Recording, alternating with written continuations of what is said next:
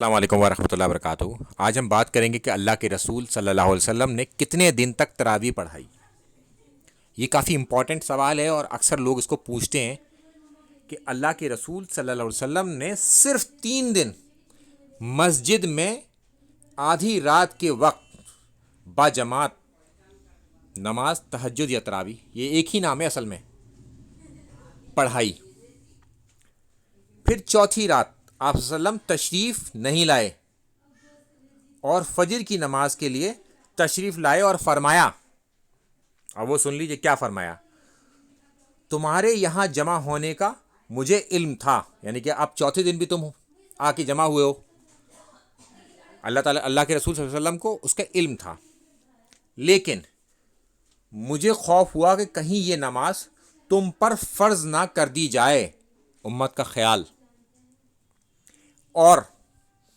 پھر تم اس کی ادائیگی سے عاجز آ جاؤ، پھر تمہیں اسے ادا کرنا کہیں مشکل نہ ہو جائے۔ اگر یہ فرض ہو گئی امت کے اوپر تو پھر اسے کرنا تمہارے لیے آسان نہ ہوگا، تو امت کے لیے آسانی تلاش کریے اللہ کے رسول صلی اللہ علیہ وسلم۔ یہ مولوی جو آج کل جو ہے نا مشکل سے مشکل بات بتاتے ہیں، یہ ایسے کو ایسے کرو ایسے کرو، اللہ کے رسول صلی اللہ علیہ وسلم آسانی تلاش کرتے تھے۔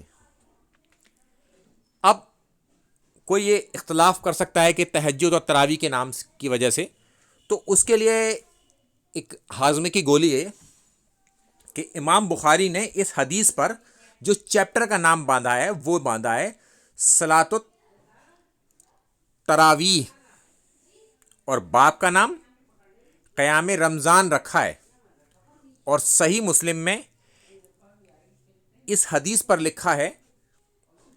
باب قیام رمضان اور تراویح ہے۔ تو اس سے میں سمجھتا ہوں کہ کئی سارے اشکالات بھی دور ہو جائیں گے۔ السلام علیکم ورحمۃ اللہ وبرکاتہ۔